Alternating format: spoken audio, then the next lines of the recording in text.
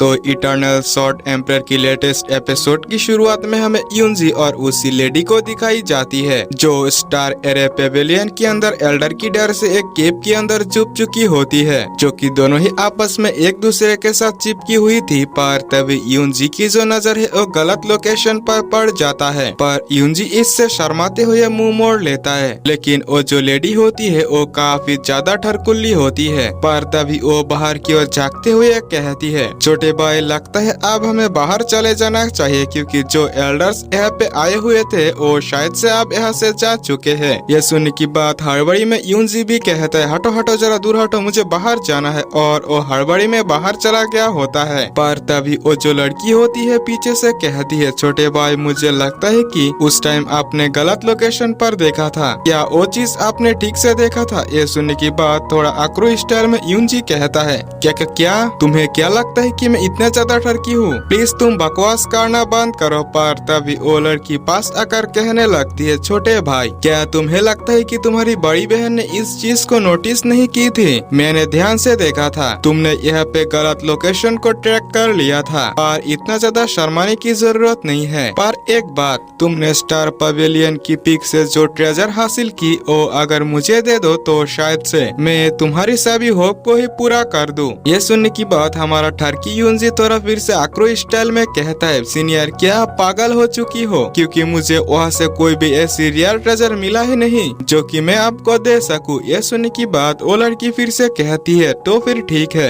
अगर तुम मुझे ये चीज बताना नहीं चाहते तो फिर क्या हुआ? ये सीनियर तुम्हारे साथ आज अच्छा रही, पर सेकेंड टाइम जब हम मिलेंगे तो शायद से मैं इतना पोलाइटली तुमसे बिहेवियर ना करूं। आप यूनजी वहाँ से अपने रूम के अंदर आ चुका होता है और वो शावर लेते हुए मन ही मन कहता है, मुझे ये भी ठीक से नहीं पता कि आखिरकार वो लेडी कौन थी। उसकी पावर्स और उसकी बिहेवियर को देखते हुए मुझे लगता है कि वो यानी कि उसकी आइडेंटिटी इतनी सिंपल भी नहीं है। खैर इन सभी बातों को इग्नोर करते हुए मुझे सबसे पहले तो 4th rank thunder beast core को एब्जॉर्ब करना चाहिए। और वो तुरंत ही वहीं पे क्रॉस लेग करके बैठते हुए उस थंडर बीस्ट कोर को एब्जॉर्ब करने में लग गए होते हैं, जहाँ पे वो उस बीस्ट कोर को निकालते हुए उसकी एनर्जी को रिफाइन करते हुए अपने बॉडी के अंदर मर्ज करने लगता है। वो इसी तरह करते करते अपनी शॉर्ट ताल जो होता है उसे भी पावरफुल बनाते जा रहा था। और तभी उसकी कल्टीवेशन के दौरान वहीं पे एक स्पिरिट अपीयर होती है। असल में ये होता है थंडर लायन का स्पिरिट, जो कि इसी बीस्ट कोर का ही था। पर यूनजी उसे पूरी तरीके से रिफाइन कर लिया होता है, जिसकी वजह से वो इस बार शॉर्ट इंटर्न रियलम की 3rd लेवल पर पहुंच चुका था। वो मन ही मन कहता है, इस बीस्ट कोर से मुझे काफी ज्यादा फायदा हुआ। 3rd लेवल पर पहुंचने के बाद ही इसमें मुझे और 2 डिफरेंट एबिलिटीज मिले, जिसमें मैं थंडर एट्रीब्यूट को भी पूरी तरीके से कंट्रोल कर सकता हूँ और फाइट के अंदर यूज कर सकता हूँ। अगर ये बात मेरी मास्टर को जब पता चलेगी तो इसके बारे में पता लगाते हुए काफी ज्यादा खुश हो चुकी होगी। खैर मुझे अब काफी ज्यादा भूख लग रही है, मुझे अब यहाँ से चलना चाहिए। और वो बाहर की ओर निकल पड़ता है। पर तभी उसकी पर वहीं पे बेइतियान भी पहुंच चुका होता है। बेइतियान वहाँ पे आते हुए कहता है, बेईबुले ने तुम्हें इनवाइट किया है।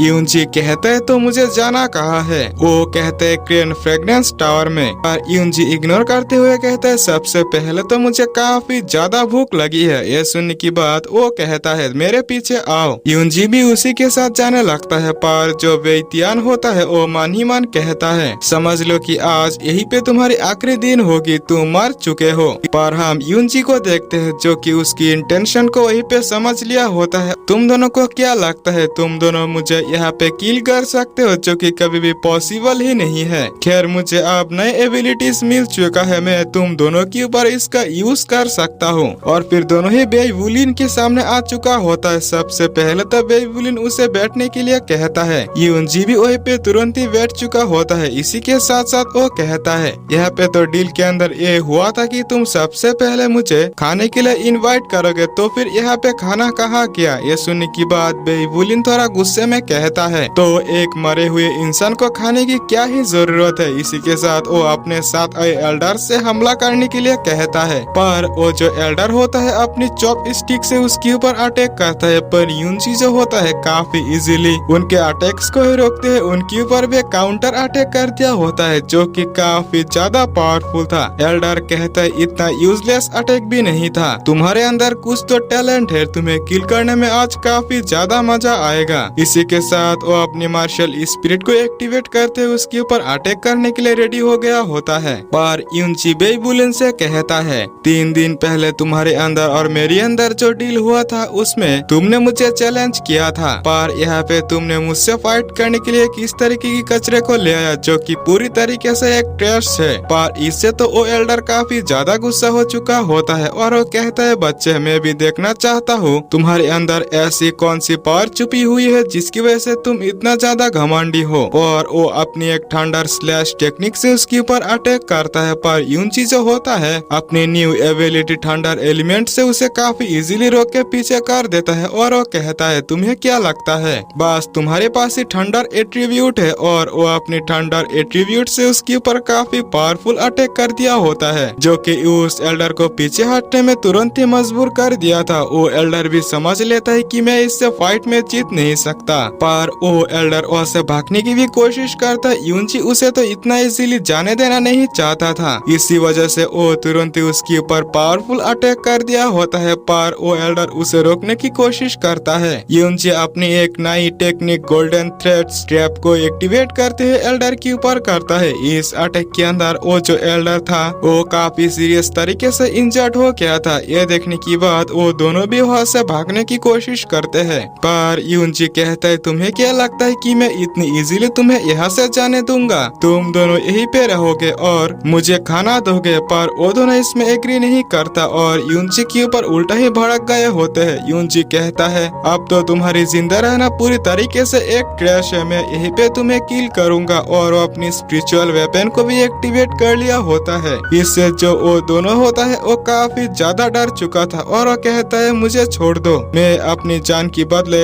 एक हाई ग्रेड स्पिरिचुअल हर्ब दूंगा। ये सुनने की बात यूनची कहता है, तुम्हें क्या लगता है एक हाई ग्रेड स्पिरिचुअल हर्ब तुम्हारी जान की बराबर कर सकता है? और वो फिर से गुस्सा हो क्या होता है। पर जो बेईबुलिन होता है वो कहता है, एक नहीं तो 10 तो काफी है। यूनची इसे एक्सेप्ट करते हुए कहता है, तो फिर ठीक है, तुम जल्दी से अपनी फैमिली से कहो मेरे लिए वो थिंग्स तुरंत यहाँ पे पहुँचा दे, तब मैं शायद से तुम्हें यहाँ से जाने दे सकता हूँ। इसी के साथ साथ मेरे लिए पेट भर भोजन का भी यहीं पे बंदोबस्त करो।